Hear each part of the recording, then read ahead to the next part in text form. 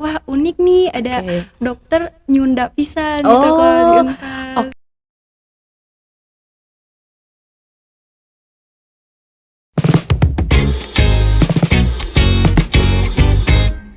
Sampurasun wargi Unpas, halo. Apa kabar nih wargi Unpas yang lagi nonton sekarang nih? Udah lama nih ya nggak ketemu sama Teh Vita. Bercanda.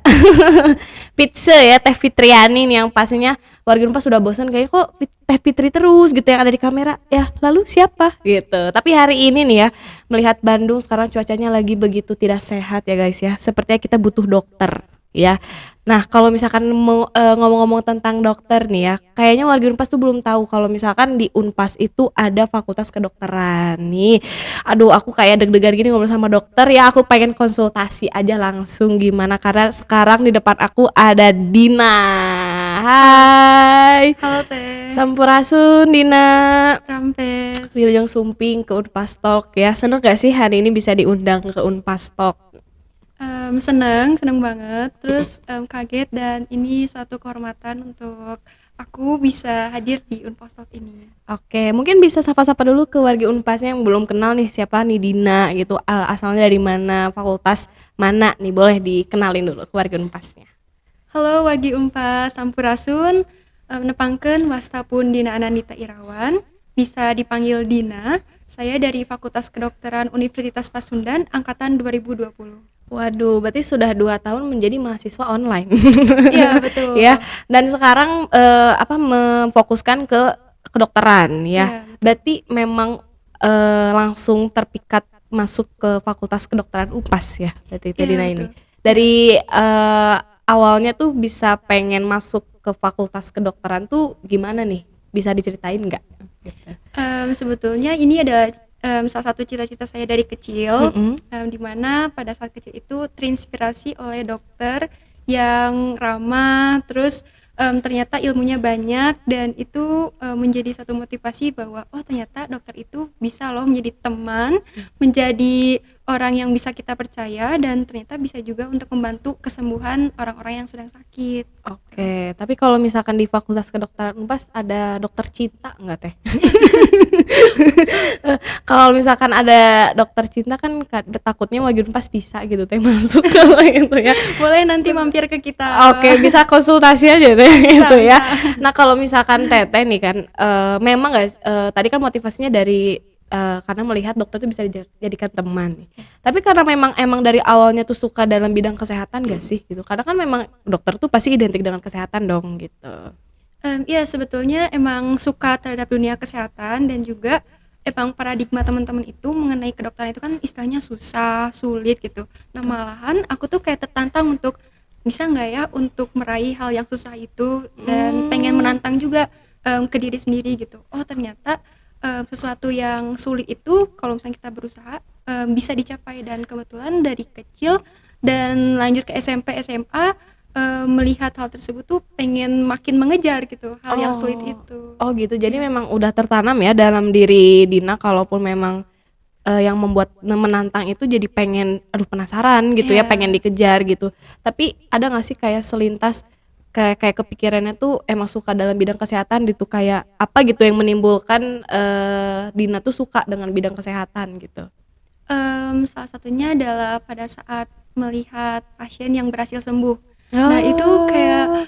perasaan ikut senang juga di mana kita bisa menolong orang yang dari sakit menjadi sembuh lagi, menjadi sehat lagi, ceria lagi. Dan itu sesuatu kepuasan diri sendiri untuk merasakan hal senang untuk menolong seseorang. Dan salah satunya Oh. adalah memberikan pelayanan kesehatan. Oh gitu. Gitu. Jadi itu ya faktor pendorongnya ya. Dan tadi juga nih tadi Teh Dina bilang nih ya, kalau mata kuliahnya tuh tadi bilangnya kesannya susah gitu ya.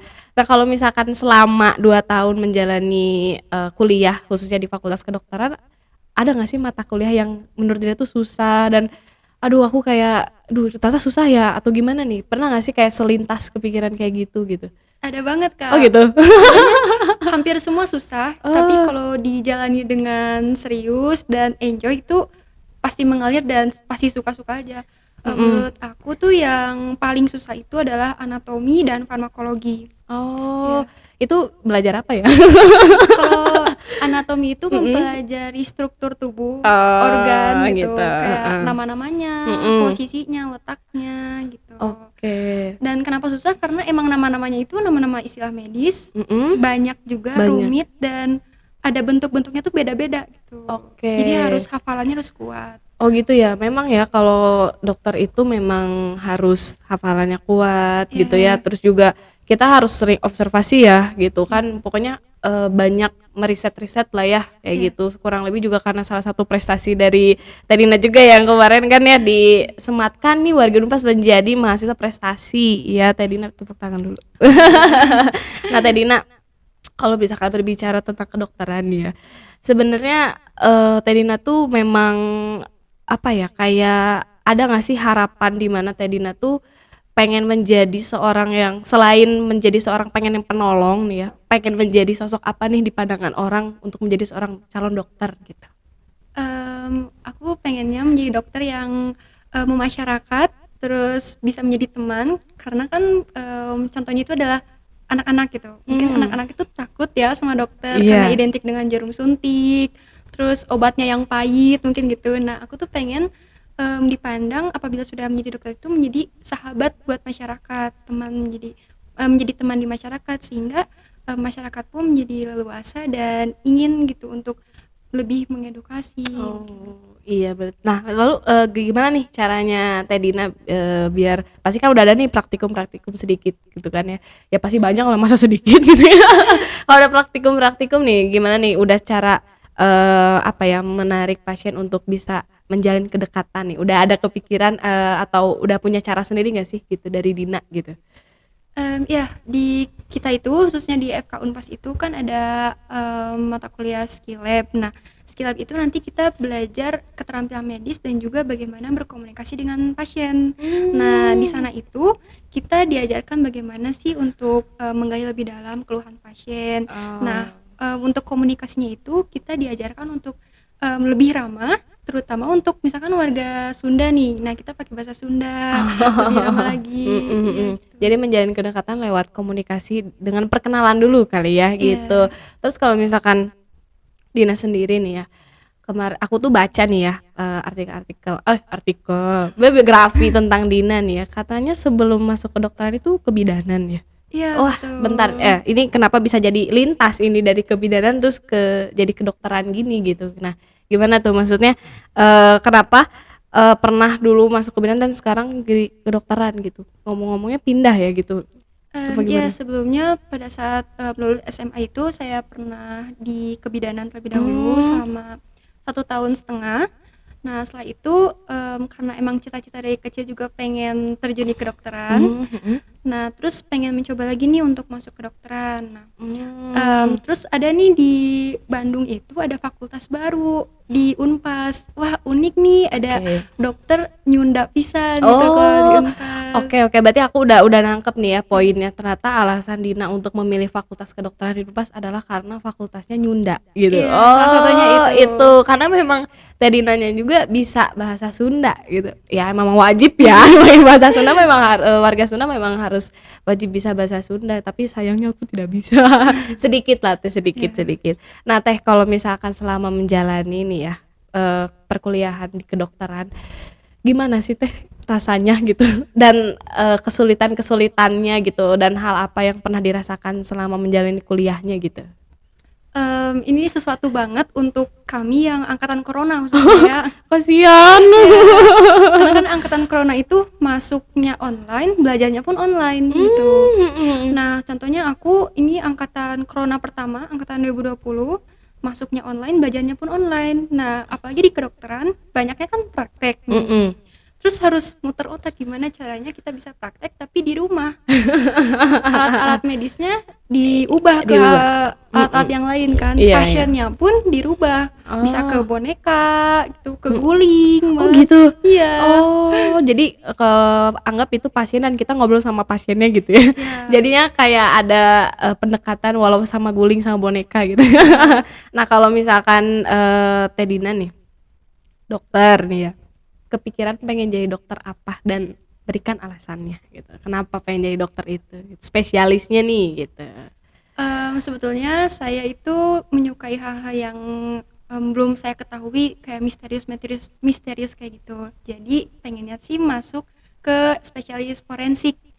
Ya, forensik Oh, itu mhm. dokter yang untuk otopsi jenazah, mengungkap suatu kebenaran di balik kematian jenazah gitu. Oh gitu, jadi ya agak misterius juga ya, karena kan orang-orang nih ya aku lihat, jenazah aja tuh udah mengerikan Iya, gitu ya, apalagi ya kadang korban-korban kecelakaan atau korban-korban misalkan bencana alam gitu kan, kita harus mengotopsi gitu kan ya, bahkan nggak hanya dokter mungkin relawan-relawan juga bisa membantu gitu. Nah kalau aku sih agak ketakutan ya, bahkan memang melihat jenazah yang itu aja udah takut, tapi itu menjadi dorongan buat Dina ya biar aku mah penasaran, aku iya, pengen gitu ya iya, jadinya. Dan kalau selama ini menjalani kedokteran dan pengen itu menjadi dokter apa tadi forensik ya? forensik. Forensik gitu ya. Nah, apa sih yang harus dipersiapkan sama Dina untuk meraih menjadi dokter forensik nanti gitu?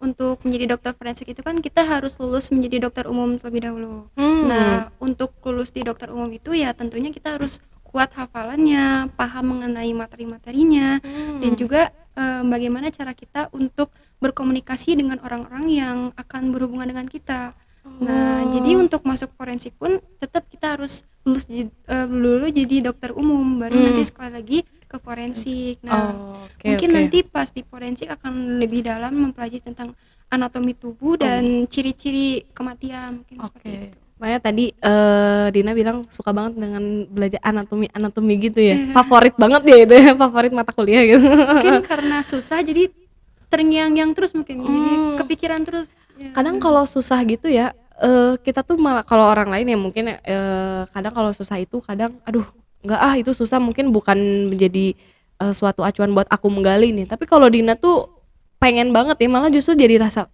penasarannya tuh tinggi ya gitu ya. Gimana ya cara nimbulin kayak gitu ya? Biar kita tuh pengen menggali lebih dalam padahal itu tuh manfaat buat kita sebenarnya gitu.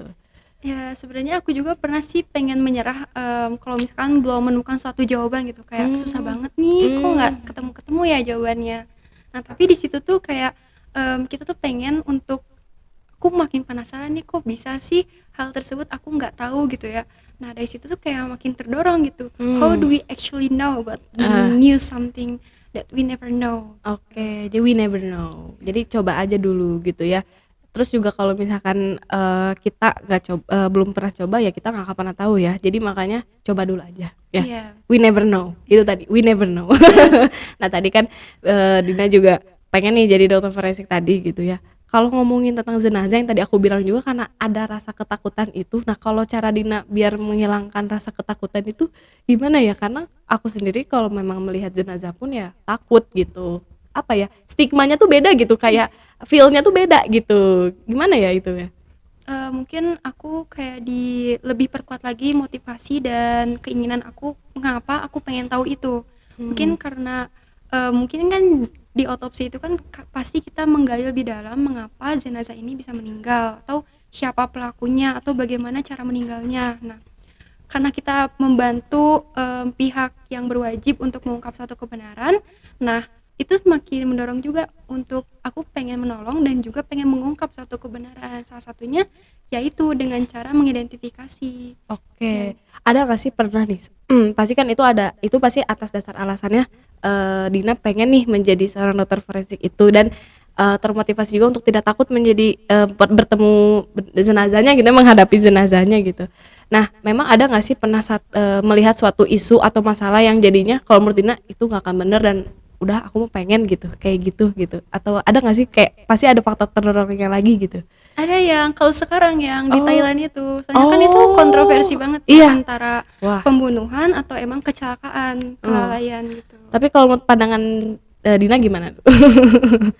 Masih belum tahu ya karena kan Iya. harus, diidentifikasi lebih lanjut, harus ditelusuri dari para saksi, terus kemudian dari jenazahnya juga. Mmm. Emang cukup rumit tapi ya itu prosesnya itu. Dari Oke. proses mencari tahu itu ya itulah keunikan dari forensik itu.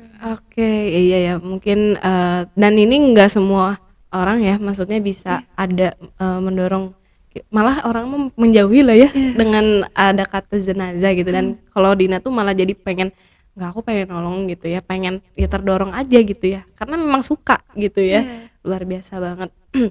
Terus juga nih, dengar-dengar juga nih, aku juga pengen tahu ini mah ya tentang Dina.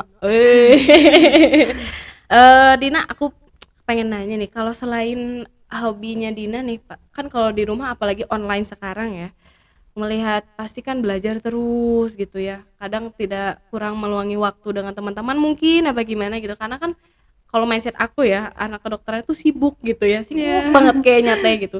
Nah, ada nggak sih, aku tuh pengen tahu nih, kalau Dina tuh menjalani hari-harinya termasuk hobi Dina nih, kejalanin gak sih? Dan aku juga pengen tahu nih hobi Dina tuh apa gitu. Hobi aku, ya mungkin belajar salah satunya, tapi itu bukan ke hobi sih, kayak kewajiban gitu, tapi lebih ke musik. Aku memperdalami musik instrumen biola. Oh, Ya. jadi bisa main biola juga? Ya. Oh, jadi banyak ya dicoba-coba ininya gitu. Jadi selain selain bermain musik ya sama Iya. itu kan biola, Iya. dan katanya juga suka menulis karya ilmiah. Iya, Waduh, betul. kemarin aku tuh baca artikelnya Dina. Kemarin kan di itu ya disematkan gitu kan, menjadi mahasiswa berprestasi dengan KTI-nya yang aku baca tuh pola makan di saat pandemi gitu ya. Iya. Oke, boleh diceritain sedikit gak sih itu?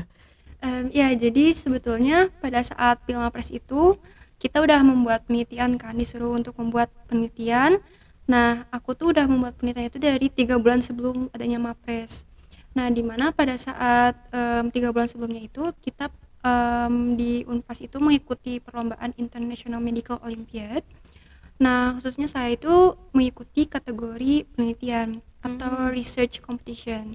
Nah, di sana itu bikin penelitian mengenai pola makan. Nah, aku tuh judulnya itu Evaluation Student University Eating Pattern based on isi piringku guideline and their correlation to body weight during pandemic. Jadi itu tuh meneliti tentang pola makan mahasiswa selama pandemi berdasarkan panduan isi piringku. Jadi isi piringku itu adalah pedoman atau guideline atau istilahnya tuh kayak program pemerintah, khususnya Kementerian Kesehatan Republik Indonesia mengenai proporsi dalam satu piring makan.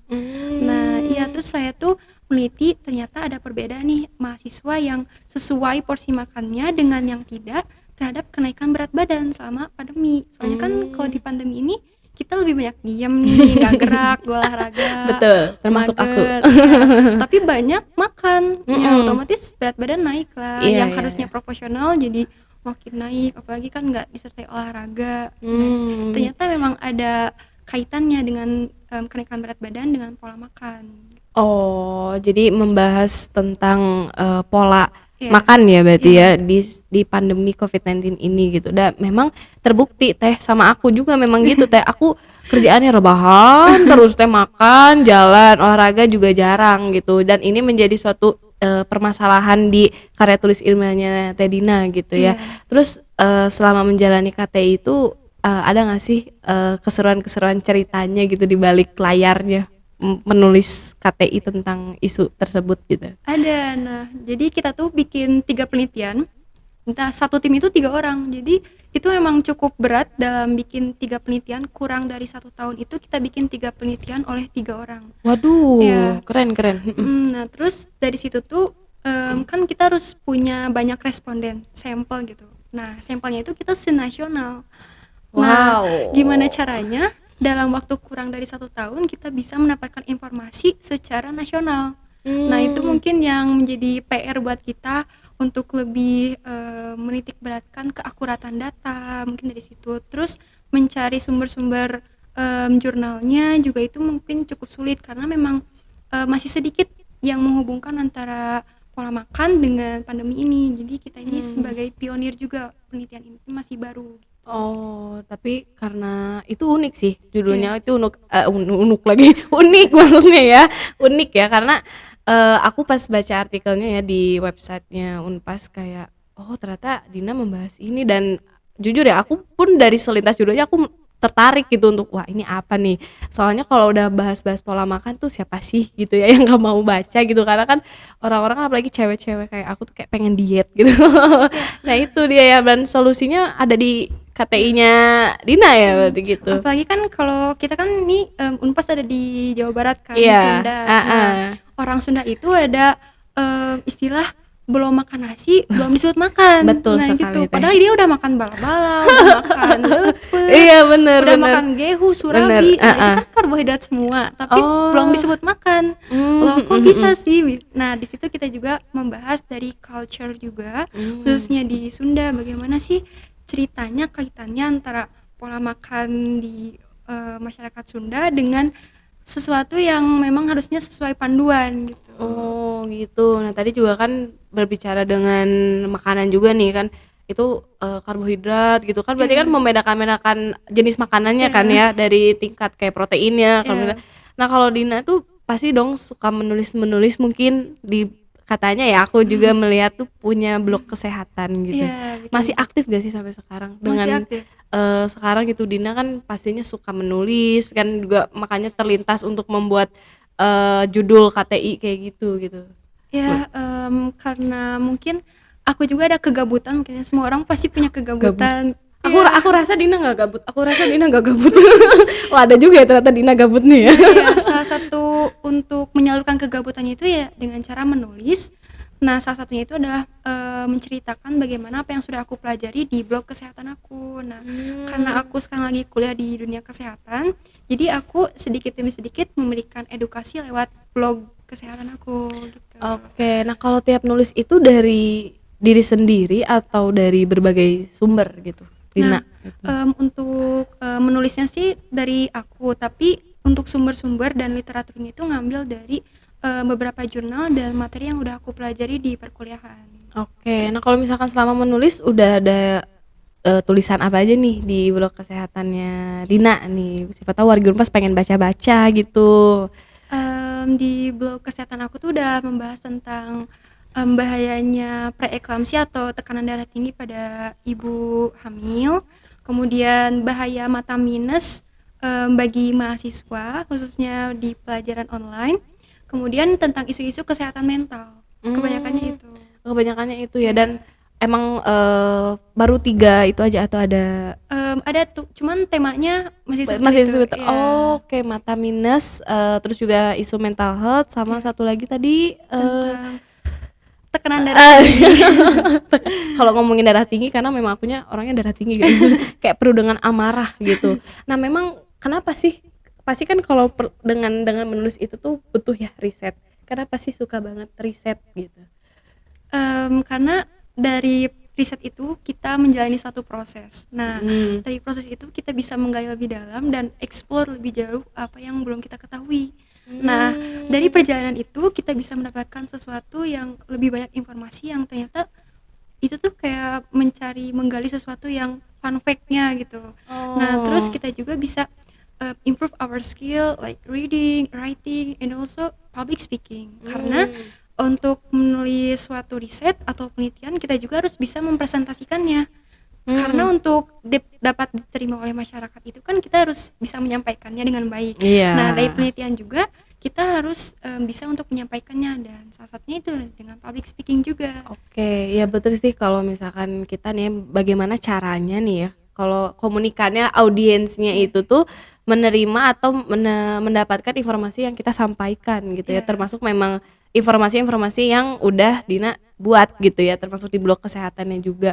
Nah kalau misalkan berbicara tentang riset tadi, memang kalau Dina tuh sukanya riset tentang apa nih biasanya? Nah, kalau saya ini lebih sukanya riset di seputar gizi, nutrisi, ya, terus kesehatan-kesehatan di daerah tropis, khususnya di daerah Indonesia gitu ya, di negara Indonesia. Karena kan itu melekat sekali dengan budaya-budaya di Indonesia dan bergantung juga pada kebiasaan-kebiasaan orang Indonesia. Khususnya di nutrisi itu saya paling suka sih. Nutrisi dan gizi itu ya. Dan ada nggak sih hal yang membuat Dina kayak seneng nih belajar tentang nutrisi dan gizinya gitu kan? Soalnya dari tadi kan kita ngobrolnya Dina suka ini, Dina suka ini, Dina suka ini. Ada nggak sih sebenarnya hobi yang lain gitu selain ya mungkin menulis atau riset tentang gizi dan nutrisinya gitu? Ada nggak nih kira-kira nih? Ya aku selain suka Musik menulis ya? dan bermusik, aku Ya. juga suka jalan-jalan atau traveling. Nah, di samping itu Oh. juga saya suka bikin, konten tentang perjalanan, terus misalkan, bikin video dari daerah-daerah tertentu. Nah, itu tuh kayak suatu healing Mm-mm. dan juga, meningkatkan kreativitas karena, Oke. selain traveling, bikin video, nah itu diedit-edit kan, nah itu Oke. jadi seru juga, Oke, menantang di juga. sisi lain menjadi content creator juga ya. Jadi dikit-dikit video gitu ya, Ya, mengabadikan momen ya. Karena kan mhm, ya pasti ya mumet ya kuliah gitu ya, apalagi online sekarang karena 2 tahun apalagi ya menjadi iya mahasiswa kedokteran dan di online itu kalau menurut aku nggak mudah sih. iya Tapi kalau Dina itu luar biasanya apa ya, keluar lah gitu nggak berhenti di zona itu aja. Jadi mencari-cari dan mencari celah juga buat apa nih kemajuan buat diri Dina gitu ya kayak gitu. Dan gimana nih tanggapan teman-teman sekitar gitu ya melihat Dina sekarang, duh Dina sibuk banget nih gitu, susah diajak main apa gimana nih sekarang kata teman-teman nih? iya, khususnya di teman-teman SMA mungkin yang aku kan SMA suka main juga nih sama teman-teman. Nah, Oke, sekarang pas kuliah jadi sibuk banget, jadi mhm. jarang main juga, tapi masih suka nyempetin berkomunikasi sama teman-teman lama gitu. Oke nih kadang nih ya nggak semua nih ya kayak bisa nih ya menjadi seperti Dina nih ya. Apalagi difokuskan atau pengen nih menyukai tentang penelitian nih, ada nggak sih tips dari Dina supaya wargi Unpas nih yang menjalani penelitian apalagi skripsi ya skripsi nih ya tips apa ya buat menyukai dan ada rasa menumbuh untuk semangat menyelesaikan atau membuat karya tulis gitu. Ya mungkin dari aku sih cuma 2, Wah, apa kep tuh? kepo dan keep going. Jadi maksudnya tuh Hmm, teruslah kepo dan jangan pernah berhenti untuk mencari sesuatu. Iya, oke. Jadi jangan berhenti untuk mencari tahu nih ya. iya, nah, Jangan kepoin terus si doi, guys ya. Kepoin buat masa depan kita ini ya. Ya memang sih harus ada. Kadang kalau aku sendiri ya, aku pribadi, kalau aku pengen kepo sesuatu itu harus ada yang menarik perhatian aku iya, dulu. Kalau mhm, nggak yang menurut aku gak menarik itu kayaknya iya, nggak susah gitu ya. Ada rasa iya, untuk akunya tuh semangat gitu mhm. kan. Ya sekarang juga kerasa lah aku sebagai mahasiswa tingkat akhir gitu ya. Aduh teh gimana nih biar nggak males gitu menjalankan merumuskan tugas akhir gitu. Kalau dari aku sih ya, pada saat kita sudah melakukan sesuatu, jangan pernah kita berhenti untuk, menyelesaikan, tapi harus Hmm, melanjutkan. Istilahnya kita tuh mau ke Bandung nih, ya, naik angkot, terus ya. kita malah diem, angkotnya udah keburu maju ya, pasti kita nggak akan sampai-sampai kan. Apalagi Oh kita juga betul. kesiangan gitu. Hmm, Nah, gimana sih caranya untuk kita nyampe ke Bandung ini? Nah, ya salah iya. satunya naik angkot dulu, dari situ langsung Agak berangkat, nah barulah nyampe. sampai, Jadi iya. jangan sampai stuck di situ. Ka- Gimana mau nyampe kalau kita diem aja di Nah situ. betul itu dia. Ayo Pit semangat. Semangat. Ayo si Ayang kasihan. Bentar lagi yuk. Ya sih memang itulah ya kendala-kendalanya dan pastinya ya Dina juga selama menyelesaikan karya tulis ilmiah pastinya ada lah ya sedikit-sedikit hambatan ngumpulin Iya. niatnya dulu ya Mhm. bener gak sih kadang pengen ngerjain apa dulu gitu ya Bener. dan dengan melihat kesibukan Dina juga gitu ya ada gak sih skala prioritas menurut Dina yang sekarang harus difokusin banget gitu. Ya mungkin setiap orang juga pernah merasakan jenuh ya. Nah, Mm-mm. tapi di situ juga bagaimana kita mengenyampingkan hal kejenuhan itu dengan adanya skala prioritas. Nah, kalau dari aku sih mungkin untuk sekarang ya fokus, di perkuliahan khususnya di ujian, karena kan ujian di kedokteran itu cukup sulit gitu ya. Jadi kita Rumit. harus survive-nya itu harus effort-nya tinggi. Nah, mungkin itu untuk fokusnya sekarang di perkuliahan.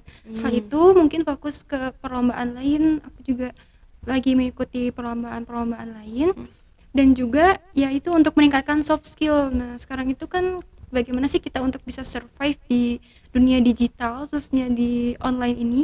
Ya salah satunya dengan meningkatkan soft skill. Nah, itu Oh, mungkin skala prioritas aku itu. oke, jadi meningkatkan soft skill, terus juga mengeksplor, pokoknya keep on going ya. Tadi bilang Iya. keep going gitu ya. Luar biasa nih. Pokoknya kalau misalkan berbicara tentang skala prioritasnya sebenarnya ya tergantung diri kita sendiri ya. Sebenarnya apa sih yang mau kita kejar? Kalaupun memang Iya. ada satu tujuan ya kita raih gitu. Dan sekarang Dina memfokuskan untuk kuliah dulu gitu ya, Iya. kuliah dan apa ya? mengikuti beberapa kegiatan dan organisasi Iya. lain. Ya memang kedokteran tuh sibuk ya guys ya. Sibuk banget gitu ya Tapi karena seru loh belajarnya itu. oh gitu. Apalagi kalau di online nih, Heeh. kan kita harusnya prakteknya langsung ke pasien atau Iya. ke manekin atau pasien bohongan gitu kan dengan alat-alat medis Iya. yang sesuai. Nah, sedangkan kita ini sekarang lagi kuliah online, pasti di rumah kan. Mm-mm. Dan alat-alatnya pun terbatas. Iya Nah, itu dia. itu tuh kita harus kreatif gimana sih caranya mengganti kulit dengan sesuatu yang bisa kita tojos gitu atau suntik gitu. Iya iya. Nah, waktu itu aku pernah belajar menyuntik. Nah, tapi kan nggak ada pasiennya kan, masa langsung ke manusia gitu kan, harusnya tuh ke manekin dulu. Iya mana dulu. Nah, caranya itu adalah dengan mengganti dengan ayam. Langsung Bentar ke ini ayam udah mati gitu apa? ayam mati. Oh Ya, my daging god. ayam. Oh gitu. Iya. Dan itu setiap ada praktikum memang pasien Dina tuh ayam gitu. Oh enggak, waktu itu Atau- diganti sama ayam. Kenapa? Karena kita butuh kulit. Jadi butuh kulit, butuh otot, butuh daging. Nah, cara untuk mempraktekkan menyuntikannya itu ke ayam dulu, karena kan emang strukturnya mirip-mirip ya. Iya iya Jadi iya. waktu itu lagi ada praktikum Seru menyuntik. Nah, beli ayam tuh teman-teman. Nah, terus kita menyuntik nih ke kulit ayam. Nah, dosen tuh melihat dari komputer, dari laptop kita, bener gak sih cara nyuntiknya? Nah, Oh iya. gitu. Jadi selain ada dan memang dituntut kreatif juga ya. Iya. Jadi makanya kepikiran ayam dan aku ini baru denger dan soalnya setahu aku kalau nggak boneka gitu ya, atau nggak manekin itu dan ini ayam, ini unik. Aku baru denger guys, baru denger ini beneran serius dan itu ayamnya yang udah dibersihin gitu kan. Yang udah pokoknya tinggal kulit doang gitu Iya, ya dan tinggal daging utuh gitu. oh bekakak ya kalau sebenarnya ayam bekakak gitu ya. Iya, kayak gitu. Oh, tinggal Ayam. cus aja ya, Iya. disuntik aja. Oh, itu kalau suntik-suntik itu apa buat vitamin apa gimana gitu? Untuk menyuntikkan obat, Hmm. khususnya kan kalau yang diabetes itu kita ada obat insulin. Itu Oh kan iya benar langsung insulin, iya langsung disuntikan disuntik. kan. Nah, itu caranya menyuntikkan insulin. Nah, soalnya kan beberapa obat, beberapa itu tuh berbeda tekniknya. Oh. Ya, dan jarum suntiknya pun berbeda juga. Mm-mm. Jadi kita tuh harus mempelajari bagaimana cara menyuntikkan di berbagai obat dengan teknik yang berbeda. Iya, berarti memang tidak mudah ya guys menjadi dokter itu ya, memang harus berhati-hati sih ya. Itu sih karena kan saingan dan taruhannya ya pasien kita sendiri dan yang Iya. harus kita tolong gitu Iya. ya. Oke. Tadi udah bahas-bahas nih ya tentang kedokteran, hobi dari Dina juga gitu ya. Dan kemarin aku memang membaca juga Dina disematkan menjadi mahasiswa prestasi juga dan mengalahkan 7 apa tuh? Iya, mahasiswa fakultas lain. Iya, nah itu gimana nih rahasianya, kiat-kiatnya nih?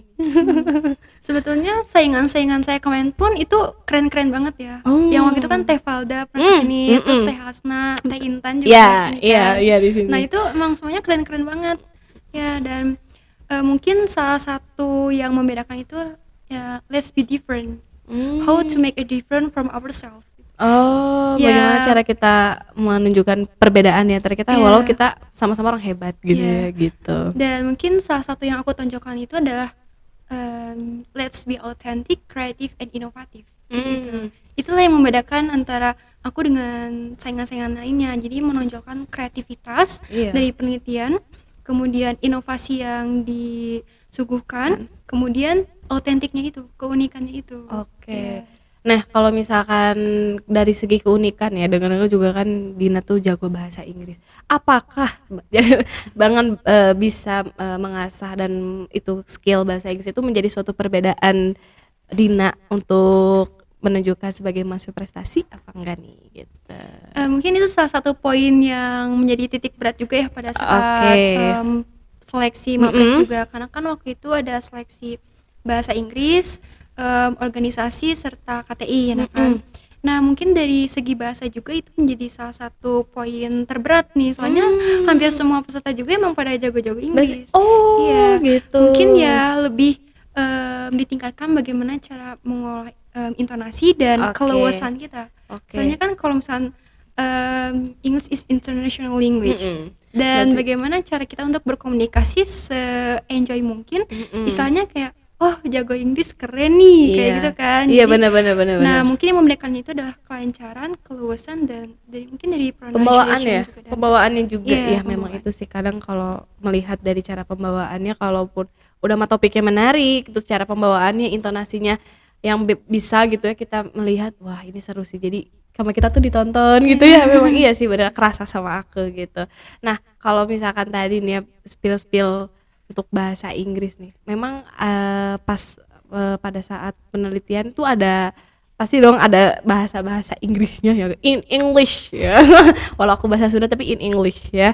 Nah, boleh dong dipraktekin gitu ke warga Unpasnya nih. Satu kata dua kata gitu untuk mengitukan topik tentang KTI-nya di bahasa Inggrisnya gitu.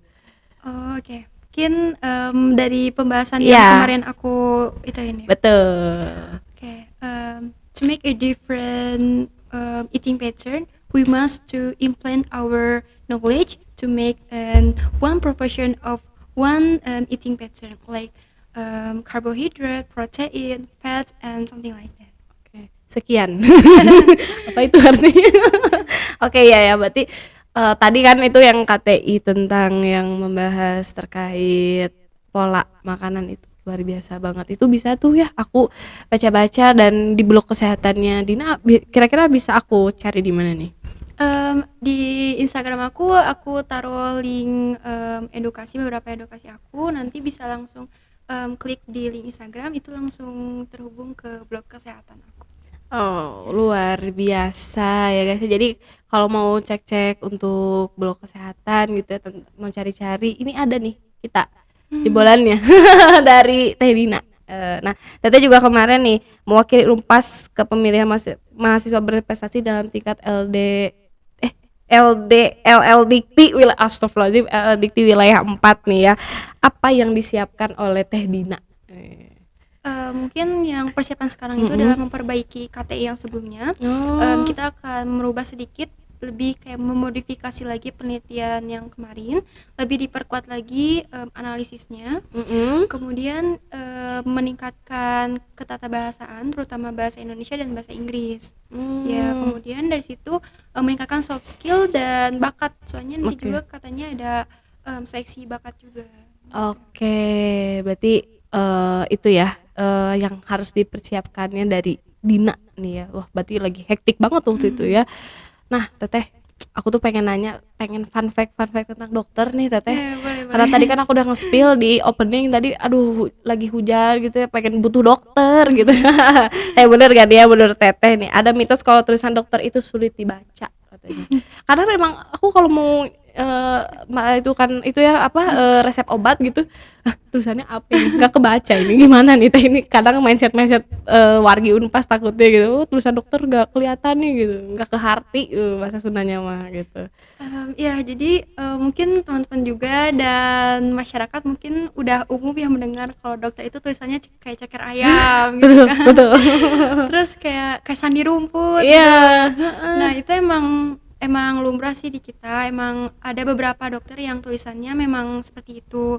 Cuman untuk sekarang ya sudah diluruskan bahwa untuk menuliskan resep itu memang harus lebih jelas tulisannya untuk meminimalisir human error atau salah pembacaan Iya gitu. sih bener. Namun pada saat menuliskan resep itu emang kita ada beberapa kode gitu, kayak untuk menentukan ini habis makan, sebelum makan atau sebelum tidur. Nah, itu emang ada kode-kodenya. Nah, kenapa kita harus ada kode-kodenya gitu? Biar masyarakat yang awam tuh enggak menyalahgunakan resep yang sudah kita buat gitu. Seru-seru, ini menarik ini, seru. Aku jadi pengen jadi dokter tapi udah mau lulus gimana dong? Nah, itu ya tadi memang salah ya, berarti jangan sampai berprasangka tulisan dokter menjadi seperti ceker ayam, dan itu sudah diluruskan Ya, ya. sudah diluruskan sekarang. Dan kalau Dina sendiri gimana nih tulisannya?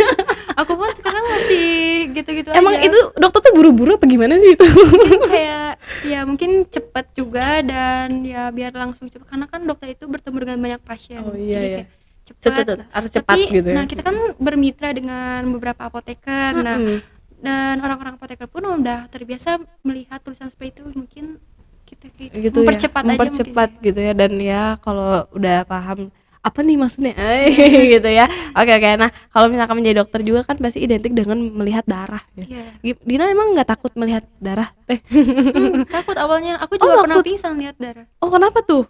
Karena mungkin pertama kali lihat jarum suntik, dari jarum suntik itu keluar darah, mungkin pertama kali. Mm-mm. Pernah juga langsung Mm-mm. pingsan Langsung lihat darah. pingsan. Oh tapi kalau sekarang jadi berani ya teh mah. Nah, Nah itu makanya karena rasa sekarang penasaran gitu teh. iya mungkin sekarang karena ada motivasi tinggi, wah ini nggak bisa nih lihat darah pingsan terus, nanti kalau misalnya di IGD ketemu pasien kecelakaan malah nambah pasiennya, kita sama pasiennya. Iya bener Mungkin bener diperkuat bener. lagi motivasinya, ayo bisa nih, bisa lihat darah Oh, kuat. Nah, memang darah tuh mistis gitu bagi Dina mungkin ngeliat gitu. orang-orang melihatnya ya mistis atau Iya, bau gitu ya. iya amis gitu ya. Kalau aku sih lebih kayak wah tragis nih, kayak Iya, mungkin lebih ke mengerikan karena warnanya iya bener kuat, sih. atau karena ya mindset kita darah itu keluarnya dari mana, pasti dari luka, mungkin dari Iya. lihat lukanya itu kayak Lukanya itu kadang kayak robek sobek gitu. Iya. Ngeri ya Allah. Memang ya aku juga awal-awal agak sedikit takut darah gitu kan ya. Kan kalau kita kegini kan wah darah keluar kan kita nggak mungkin langsung pingsan gitu. Nah, ternyata ini aku mau nanya dokter kan harus paham nih jenis-jenis obat nih ya. Iya.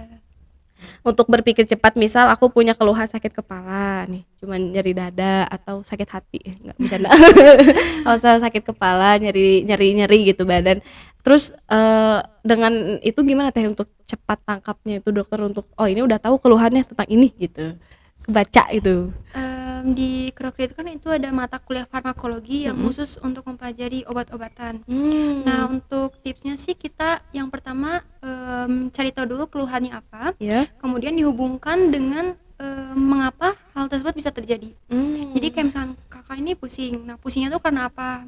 Atau misalkan demam nih, demamnya tuh kenapa? Apakah karena infeksi atau apa? Nah, kalau infeksi kan berarti salah satunya bisa karena virus atau bakteri atau jamur. Iya. Nah, berarti ya kita melihat obatnya harus yang bisa membunuh bakteri atau jamur. Salah satunya ya dengan antibiotik atau antivirus. Kayak gitu istilahnya. Jadi cari tahu dulu penyakit itu tuh asalnya dari mana. Baru kita pelajari obatnya yang bisa menghentikan suatu penyebab tersebut. Kayak gitu. Iya biar juga tidak menyebar lebih Iya. luas lagi ya. Oke, berarti memang selain dokter itu harus pintar menghafal, kreatif juga harus cepat ya gitu ya. Dan ini sudah tertanam juga ya di Tedina ya, sekarang jadi langsung cepet gitu ya, gercep gitu ya. Nah teteh nih aku tuh pengen nanya-nanya lagi ini mah, tapi ini mah harus jawab cepet teh gitu, karena kita tuh udah masuk di sesi jawara. Deg-degan nih. Deg-degan. Teteh tahu jawara biasanya dengernya apa sih kalau nonton Unpas Talk gitu? Belum tahu nih. Oh, tahu. Gimana? Jawara itu jawab kunyalira. Gitu. Iya. Jadi nanti sama aku tadinya dikasih 2 pertanyaan ya, tapi nanti dijawabnya secara cepat gitu. Secepat. Iya, secepat mungkin gercep. Ya. Siap ya ya. Ya pokoknya seputar tentang perkuliahan atau dokter siap-siap aja. Iya. Deg-degan ya. Bisa jawab lah. Gampang kok gampang. Nih teh, jawab kunyalira. Pilih matkul patologi anatomi atau patologi klinik. Patologi klinik. Tadi kan. Oke, next. Dokter anak, dokter kandungan. Dokter anak. Mau kerja di rumah sakit apa buka klinik sendiri? Rumah sakit. Ujian tulis apa praktikum? Praktikum. Kimia apa fisika? Nggak dua-duanya deh itu kayaknya. Harus pilih salah satu. Kimia. Kimia apa biologi? Biologi pasti. Biologi. Oke, kalau disuka pakai kemeja apa blus? Kemeja. Sepatu sneakers atau flat shoes? Flat shoes. Oke, sendirian di rumah kadaver atau sendirian di kamar jenazah? Sendirian ketemu kadaver.